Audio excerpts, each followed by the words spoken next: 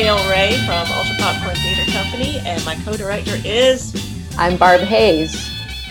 Hi, everyone out there. And we direct together, which people think is weird, but we don't usually we haven't had a problem with it. What we're presenting to you is going to be our third production. So we had two in the bag and we didn't strangle each other or anything. Nope. So that was good. Highly successful. Our third production was David Ives' group of plays, 6 plays called All in the Timing. This was supposed to be presented at Seven Stages Theater in late April, early May of 2020. If anyone remembers what happened in early March of 2020. We were about 3 or 4 rehearsals in when everything, let's just say it went to shit. It was, yeah. Let's say that. So we booked a theater. We booked a theater. We booked a rehearsal space. We had gotten our read-through done. I think we got 2 in-person rehearsals, and things started getting weird. And by our 4th rehearsal, it became apparent that we shouldn't get together in person. So our initial thing was like, as everybody was, this is going to last a week or 2, 10 days. I don't know. Maybe 2 weeks, 2 weeks. Well, we can't lose the time because we knew we had 7 stages booked for the end of April. Yeah, that was the other thing, is the pressure. Like, we can't change, what we've got on our contracts. So we have to keep rehearsing. Yeah. And so Zoom was a tool that we knew we could use. And so we all jumped on it and started rehearsing for a couple of weeks. And it was a beautiful thing, actually, for all of us to be able to still get together, commiserate over how our lives were getting wrecked by COVID-19, and have work to do. For all these actors who had lost all of their day work, they had something a couple of nights a week to focus on. Yeah. And we had something. I mean, I had, for the first time in my life, gone on unemployment and didn't know when I was going back to work. And it was, everything just stopped, everything. So, I had 2 kids at home that I was homeschooling at that point. Yeah, Gail has kids. So it was, and everybody had their struggles, but so it was, for us to get together for a couple hours, here and there, and kind of put that aside was nice, So the play was 6 plays, 5 of which you will see that we recorded for your enjoyment. The 6th play was unfortunately not recorded. And logistically, the 6th play is called Philip Glass Buys a Loaf of Bread. And it was a very experimental piece. So I was very excited about doing this piece live, but it didn't happen. So the end. We have a cast of 4 actors for 6 different plays. So they're all playing multiple roles. And so the costuming and the set pieces had to work for multiple plays. Because we didn't do it that way, we got to have, I guess, a little more freedom in our sets. They're more realistic than we would have done. They would have been very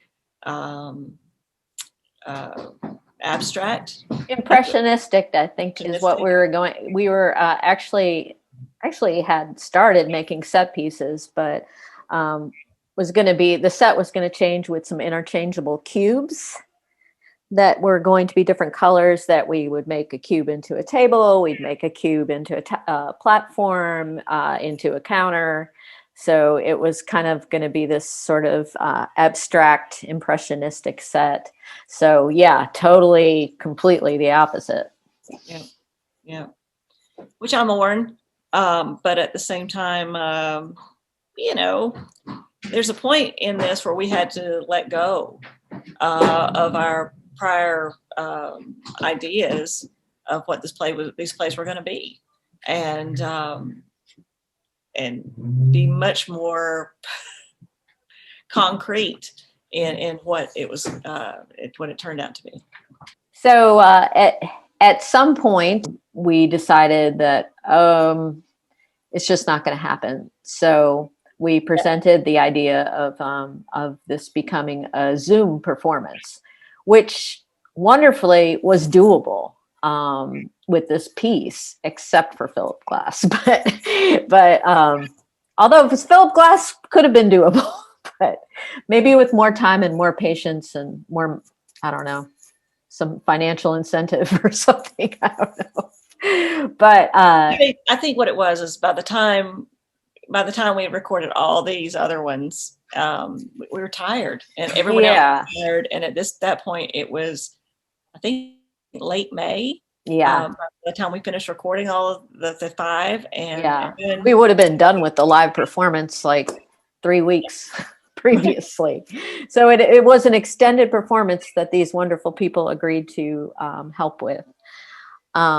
So at some point we proposed the idea, and a little bit hesitantly, weren't really sure about it. But I think what we found was that we needed each other, and that this challenge of connecting through a computer and showing this human connection in this play was possible. Not without technical difficulties, of course, as you will see in all 5 of these presentations. You've got it all. You've got the melting face, you've got skipping, you've got sound issues, softness, syncing issues. But, we're 2 years into this. At this point, everyone should be forgiving of most technical issues. Yes. Much more than you were before. Yeah. Yes. So each play we had to kind of go around the, we had a rehearsal process where we'd kind of take the camera around people's houses and try to find a specific area to be able to shoot different things with. The different sets with, and then we kind of cobbled together what we could. These sweet actors, like Michael Malone, had to clean out his entire living room basically to film in, and Jared had to clean out his bedroom and his living room at one point. Mandy cleaned out her living room. They all honestly, they worked so hard at technical, creating sets in their home. And also, let me mention Ashley Burton, our stage manager, and our costumes and a little bit of choreography, Tanya Gallego, and they were constantly running props and costumes back and forth to people's houses, leaving little packages on people's doorways of, here's your menu, and here's your tablecloth, and here's your poofy dress and your crinoline. And so there was a lot of technical things like that we had to kind of sort out. It was an experiment, and it was I think that all in all, that the humor and the joy of human connection and the timing came through. I mean, sometimes not perfectly, but I really feel like it was a great experiment. And once I kind of let go of the technical issues, because I wanted it to be better, I want it to look like a movie or something, and the limitations of Zoom, once I kind of let go of that, I realized that some really great stuff happened. So as you're watching, if there's anyone out there that doesn't know, Zoom doesn't let people talk over each other. No, it's always going to cut one of the people off. And when you are an actor, natural dialogue does overlap each other, and so it took a lot of patience from these actors to change basically their natural patterns of speaking, where they didn't overlap as much as they possibly could. They had to learn that. We had to learn all kinds of things about Zoom and recording that we didn't know. And we had to learn things about editing that we didn't know.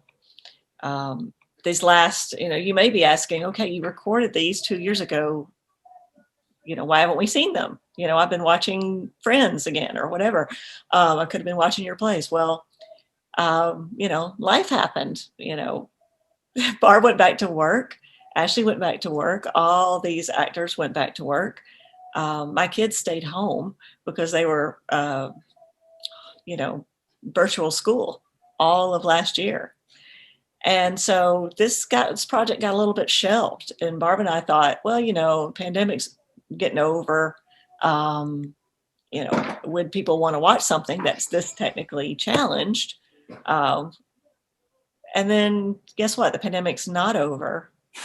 It's still here 2 years later. And we revisited it and said, there's a lot of value in these plays, and they capture a time and a place in which everybody was going through the same thing.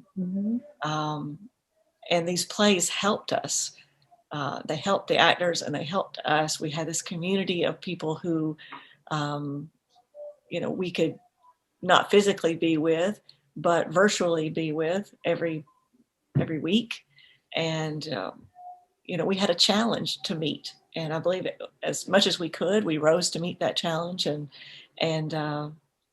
these plays have value.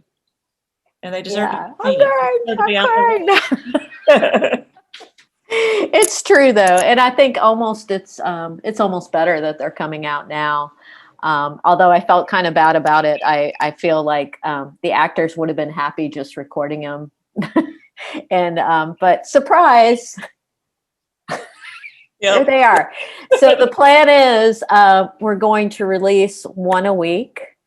So whenever this video is posted,